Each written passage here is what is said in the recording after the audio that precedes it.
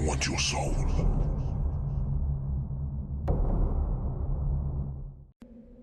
My wife, Iris, sat on the couch next to me, holding the bowl of popcorn in her thin hands. On her other side, our little boy, Freddie, sat. He looked just like his mother, with the same dirty blonde hair and faraway eyes, like the eyes of a dreamer. The movie played across our flat-screen TV, some CGI comedy with talking penguins and llamas that could drive cars. It was some garbage from Disney I would have never watched in a million years, but Freddie liked it, so I suffered through it for him. We had turned off all the lights in the house for the movie. Only the TV's flickering colors illuminated the room, sending dancing shadows that flashed out behind us. Suddenly, outside the living room window, a bolt of lightning came down from the sky, splitting a tree in our front yard in two. Light flooded in through the window as if the flash of a nuclear missile were ripping its way across the town. A crash rang out as the tree split down the middle, its massive branches tumbling down onto the lawn. I jumped as the ground shook. More lightning flashed nearby, hitting other houses and lawns on the street. Damn, there wasn't supposed to be any storms, I said in surprise. The TV had gone black, and now we sat in the darkness. For a long moment, I thought the power had gone out. Abruptly, it came back on with a roar of white noise and a flickering of static. The volume seemed to be increasing by itself, growing into a rushing noise like a waterfall. I saw Iris try to scream something, but I could only see her lips move. As suddenly as it all started, it stopped. The standard "Please stand by" screen with a rainbow of blocky colors behind it appeared. There was a clanging, ringing sound that emanated from the speakers, high-pitched and whining like tinnitus. Then, text started appearing across the screen. At the same time, a deep, serious voice spoke in the background, like a radio announcer reporting on the death of a president. "This is the Demon Emergency Alert Broadcast System," the voice said grimly. "This is not a test. Level 5 activity has been reported in your area. Do not go outside. Close all blinds, shutters, and windows. Lock all doors and close any attached garages. Do not open your doors except to military or police personnel with the proper insignia, even if someone appears to be in distress. Do not open your door to investigate or try to interfere in any way. A temporary quarantine is in effect for your area. Military and police assistance is on the way. To ensure the greatest chances of survival during this time of crisis, please abide by the following rules. Rule number 1. If blood begins to pour under your door, go to a higher floor immediately. Avoid physical contact with the blood at all costs. Rule number 2. All legitimate military and police personnel will have a special insignia on their helmets and jackets. It is an eye contained in a double-thumbed fist. Only accompany them if they have this insignia. Otherwise, they are imposters. Rule number 3. Avoid all mirrors for the duration of the emergency. The voice then cut out abruptly, slowing down in a mechanical whine. Static started flashing across the TV, covering the "Please stand by" message that had returned in blocky letters. At that moment, the lights went out. They came back on a couple seconds later, brightening and dimming, before the power failed again. This time, the electricity did not come back on. "What the fuck?" Iris whispered next to me, taking out her phone and shining the light across the dark living room. "That was pretty weird. Everything looks different outside, too. I was just outside an hour ago and the moon didn't look anything like that." She pointed. I got up, realizing she was right. The nighttime sky outside looked strange. I looked out the front window, seeing the moon was cast in a fluorescent orange light. The cloudless sky had a dark red glow to it, as if some kind of eerie smog had covered everything. I had seen similar things happen after massive forest fires in the past. "What happened, Dad?" Freddie asked in his small voice. "Where's the movie?" "I think we lost power, little man," I said, ruffling his hair in a nonchalant manner. I didn't really believe the emergency broadcast after all. I figured some teenager had hacked the TV station and decided to play a prank, or perhaps some disgruntled employee had done it on his last day as a kind of fuck you to the station. I had heard of similar things happening before. It was somewhat strange how the power had gone out and the sky had changed, but I felt sure that it could all be logically explained. Then I heard someone shrieking outside. I looked out onto the dark street, seeing the silhouette of someone running frantically down the middle of it, zigzagging wildly. As the figure got closer, I realized it was a young woman. She looked like she was in her mid-20s. She wore a white shirt and khakis. Her clothes were soaked in streams of blood that made the fabric cling to her trembling body. I saw a vicious gash bitten into her left shoulder, a wound so deep that the white bone peeked out through the ragged patches of flesh. "Help me," she wailed, her eyes wild and panicked. "Why won't anyone help me?" She staggered and fell forward, crying and bleeding all over the road. I was about to run outside to see what was wrong with the young woman when I saw another silhouette creeping up behind her. It looked like the body of a man, but something was wrong. As he drew closer, I caught a glimpse of the man's face through the dim light. The left side of it was rotted and decayed, while the right looked muscular and healthy.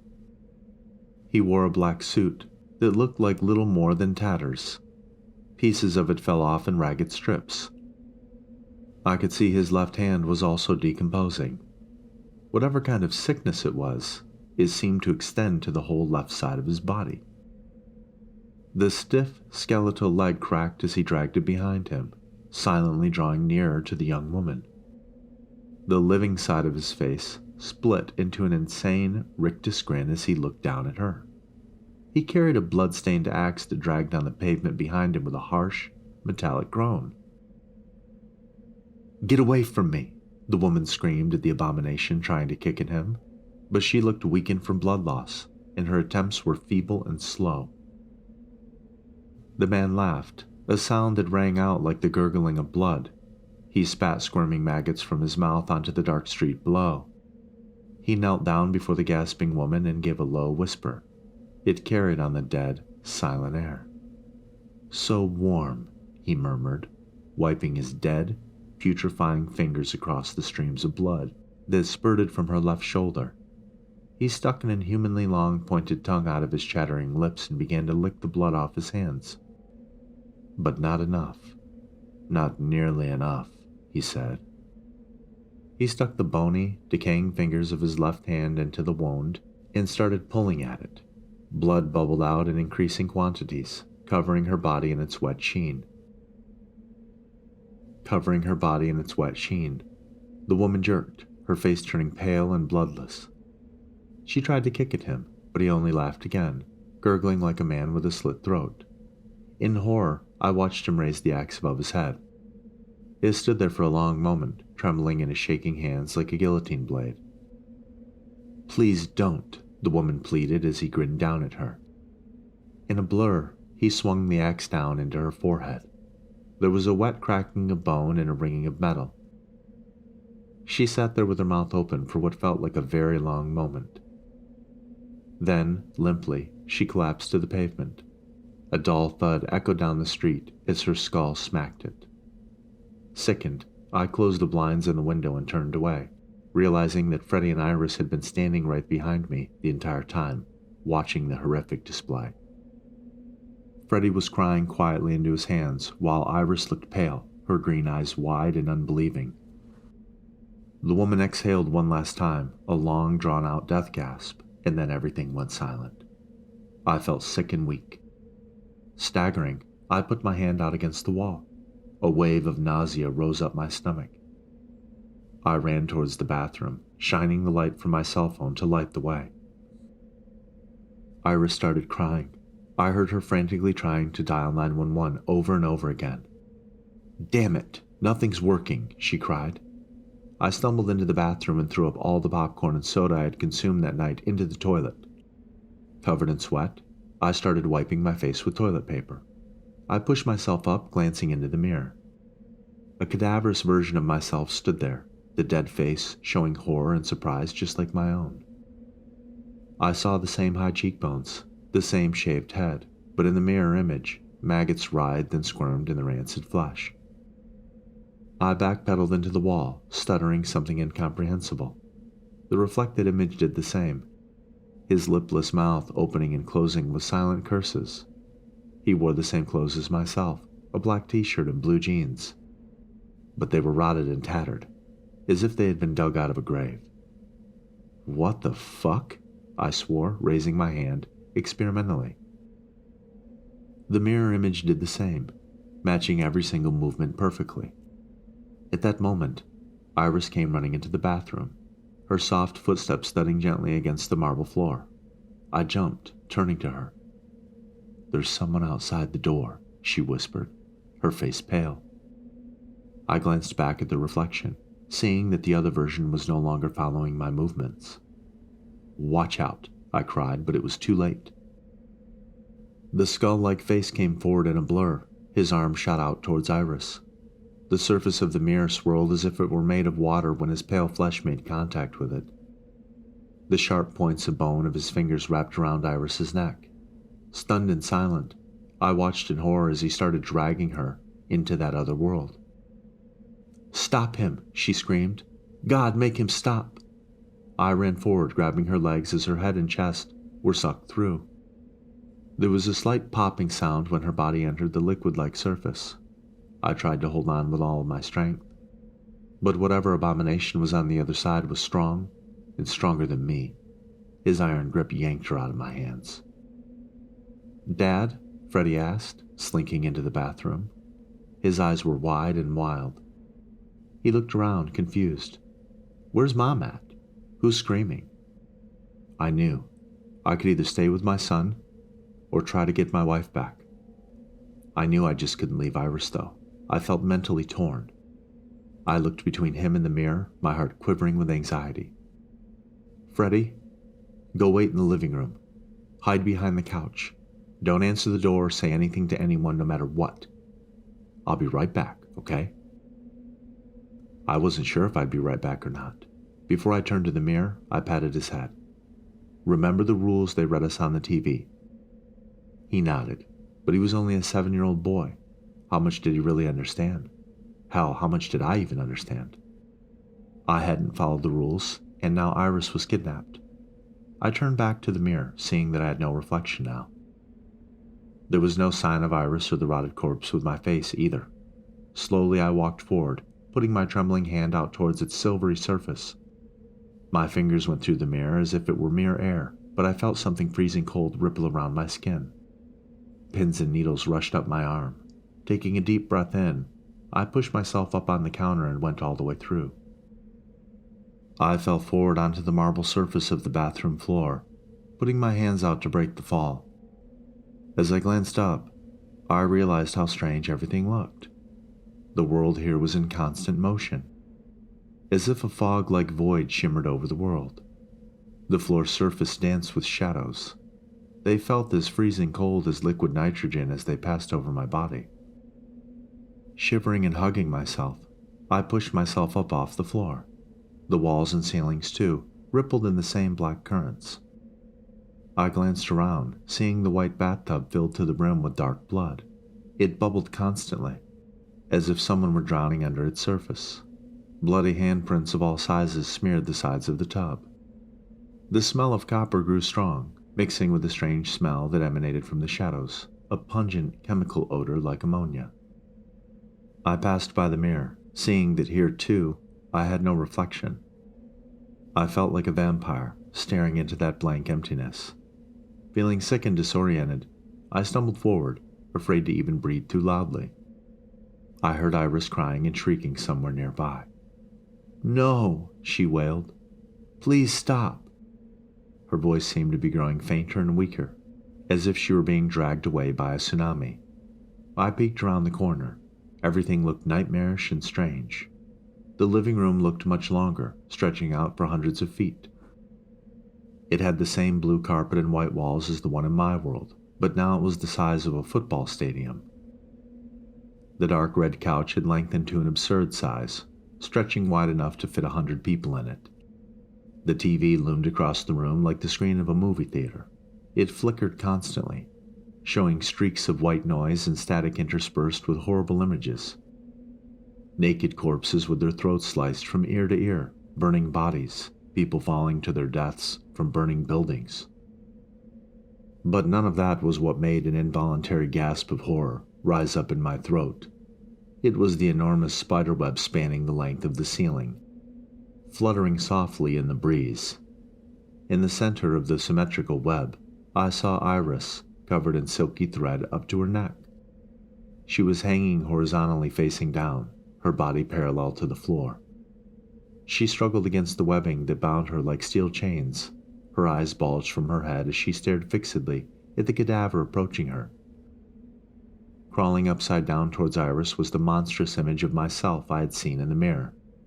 But he had transformed into something spidery and eldritch. He skittered along with 4 arms and 4 legs now. The emaciated limbs poked out of his tattered rags of clothes, forked and elongated. The skin pale and covered in purple sores and deep gashes. Iris continued to plead and shriek in horror as it drew near. The creature's chattering fangs and blackened gums approached her neck. At that moment, Iris saw me, peeking around the corner of the bathroom. I stood there, unsure of what to do. I thought of trying to scream out, to throw something at the creature, but then what? We would both die, and then who would be left alive to protect Freddy? I didn't know what to do. These thoughts passed through my head in the space of a single moment as we stared at each other. Her eyes shone with a moment of clarity, even as waves of mortal terror shook her body like a hurricane. "Save Freddy!" she screamed. "Run! Go, Jack!" The creature noticed her staring at me instantly. He curved his long neck and twisted his spidery limbs, clutching the thick strands of silk with his skeletal hands. The creature then turned to me. He had a face like a skull. His filmy eyes regarded me intently. Silver streams of saliva dripped from his mouth. He gave a wide, insane smile, then turned back to Iris, unhinging his jaw. The pale, dead skin tore with a wet ripping sound. The yellow, sharp points of teeth gleamed darkly in the currents of rippling shadow. I turned, sprinting back into the darkness of the bathroom as the crunching of the bone and the shrieking of my wife followed me out. I had to repress an urge to vomit. With all of the speed I could muster, I staggered forward to the counter, where the mirror sat revealing the image of my house, an image that still lacked my reflection inside. Iris's pleas and screams rapidly weakened. I then heard her choking and gasping. A few moments later, I heard a rapid skittering of many legs approaching the bathroom, and I started to pull myself up onto the counter to escape this hellish mirror world. Then, something creaked in the doorway behind me. I glanced back in fright, seeing the abomination with the 8 limbs creeping up. He stood only a few feet away from me now, as my eyes met his white, dead ones. His cadaverous face split into a sickly grin. A wave of adrenaline shook my body. My vision turned white in the darkness. With a pounding heart, I pushed myself up and lunged through the mirror. The 8-limbed abomination with my rotting face gave me an insane shriek. I felt a freezing cold hand wrap around my ankle and begin to drag me back. "No!" I shrieked, trying to kick blindly at the mirror creature's dead face. "I'll never go with you, you motherfucker!" I smashed my sneaker into his jaw, and there was a shattering sound, as if a ceramic vase had been dropped. The chattering of sharp teeth and the shrieking cut off abruptly. Looking back, I saw the corpse's broken jaw hanging on by only a few shreds of tendons and muscle. Its eyes went slack and I felt the grip loosen for the briefest moment. Then I pushed myself forward and slid through the mirror. The freezing cold pins and needles sensation returned, running over my body like water. I collapsed headfirst onto the sink, rolling onto the floor with a jarring thud. The shrieking of the 8-limbed corpse continued behind me. I saw him trying to force his body through the mirror. The long arms with their sharp fingers reached through, swiping wildly at the air. Before I could escape, one of them came through and cut 4 deep gashes into my chest. My shirt instantly became soaked in blood as a burning pain ran up my body. I heard someone pounding at the front door, but in the panic of the moment I could barely think. As the rest of its body tried to push its way through the mirror, I dragged myself out of the bathroom. I slammed the door shut, even as the sounds of breaking and shattering followed me out. Ignoring the pain radiating through my body, I ran over to the couch and began shoving it towards the door. The door shuddered in its frame. The house and the floor shook as the corpse threw his enormous body into the wood over and over again. Cracks started to splinter down the front of it, and I knew it wouldn't last for more than a couple seconds. "Freddy!" I screamed, looking around frantically. My heart dropped when I remembered I had told him to hide behind the couch. He was not here, not anywhere in the living room. "Freddy, where are you?" "Dad?" a voice responded from outside. It sounded like Freddy's voice, but it was eerie, as if his voice had gotten caught between stations on the radio. It sputtered with static. It fell and rose in an ear-splitting scream. "Dad, let me in, please. They're gonna hurt me." I ran to the front door, looking outside, but I saw no sign of Freddy. The sky had changed, though. The moon had changed from orange to a dark red, the color of a burst blister. The rest of the sky was such a dark shade of crimson that it looked almost black. Around my feet, I felt something warm and wet. "Where are you?" I yelled. "I don't see you." At that moment, the bathroom door exploded outwards in a shower of nails and splinters, covering my face and body with the debris. The horrifying face peeked around the corner, as if he were playing hide-and-seek rather than hunting and killing people. "Oh, fuck," I swore as I looked down, seeing blood streaming in from under the door. It covered my sneakers up to the tops of the soles as more and more flooded in. I ran for the stairs as the 8-limbed monster skittered across the ceiling like a spider. He hung upside down, the jaw hanging askew on his putrefying skull, its eyes flashing with bloodlust. I was already halfway up the stairs when the corpse jumped down into the lake of blood at the bottom of it. With its elongated, twisted limbs, he began pulling himself towards the first step in a blur, covering his body in the thick, putrid blood that continuously poured into the bottom of every door. But something was in the blood, I noticed to my horror. I froze in place near the top of the stairs, watching the creature as he struggled to pull himself out of the blood, which was already at knee height and still rising. There were dark silhouettes slithering through it. I saw the head of a black snake peer out at the 8-limbed cadaver. The snake had no eyelids, and its eyes looked as red as the blood it lived in. It wrapped its muscular body around his torso, rising up towards the monster's face. Its blood eyes met those dead, rotted ones of the corpse as they stared at each other. Then the snake lunged forward and bit off the corpse's head. Other snakes started to rise out of the surface, wrapping around his 4 legs and slithering up his back. The corpse wailed like a banshee, running blindly into the walls, trying to smash the many snakes that suffocated and bit him from all sides. But this only seemed to heighten their hunger and bloodlust. As I ran into Freddy's room and hid, I could hear the sounds of shredding flesh and snapping bones. Freddy's room was the only one without mirrors in it, and I knew I wouldn't be making that mistake again. In the thick curtains of shadow, a small voice rang out, terrified and searching. "Dad, is that really you?" Freddy asked, hiding behind his chest of toys. I saw his small body, contorted and pale, his little head poked above the lid. "Freddy, you're alive!" I cried, running over and hugging him. Tears streamed down my face. "I thought you were outside. I heard you screaming out there." "Yeah, I heard you and Mom yelling outside too," Freddy whispered, his small body trembling, as I held him. "I got scared and ran up here. I'm sorry, Dad. Where's Mom at?" "It's okay. Thank God you did," I murmured, remembering the lake of blood downstairs and all those strange black snakes. "Mom isn't coming, Freddy."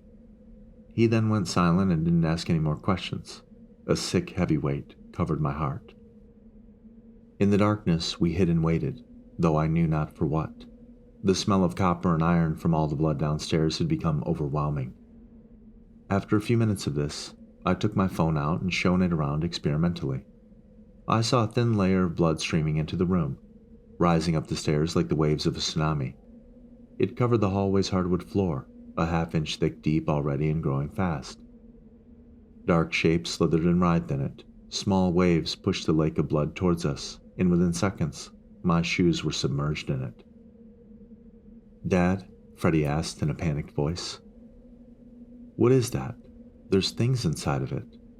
Without thinking, I picked Freddie up and held him above my body. "We need to get to the attic," I whispered to him, sprinting through the rising pool of blood with my son in my arms. "Don't be afraid, Freddie. We're going to make it." I had nearly reached the hallway where the pull cord for the attic stairs hung when something wrapped around my feet. I went flying forwards, dropping Freddie in the pool of blood. He was submerged up to his waist instantly, his small body writhed in terror. "Help me! Help me, Dad!" he screamed, flailing his arms as black snakes circled him like hungry sharks. The one wrapping around my legs continued slithering up my body. A rising sense of horror and panic filled me. At that moment, I knew I was doomed. I only hoped I would see Iris again. Then, I noticed spotlights turn on outside, filling the inside of the house with a radiance, like the sun. All of the windows upstairs suddenly smashed inwards. A spotlight shone through the nearest of them, illuminating me and Freddie in our frantic struggles against the snakes. Men in SWAT gear then crawled through the shattered windows. With their gas masks, their faces looked like insects with too many compound eyes. On their helmets and jackets, I saw a strange symbol, a double-fisted thumb holding a staring, lidless eye. Dozens of them streamed in, shooting the snakes that circled Freddie and me. As the one wrapping around its body slowly wound its way towards my face, one of the black-clad men came up behind it and shot it in the skull. The snake's body collapsed all around me, its muscles loosening in death. With relief washing over me, I ran to our saviors. "Get us out of here," I pleaded. "There's horrible things happening." The man nodded at me in his black military gear, his mask revealing nothing. "Follow me," he said dispassionately, staring towards the roof. "You two are the only survivors we've found so far. It's a miracle anybody's alive."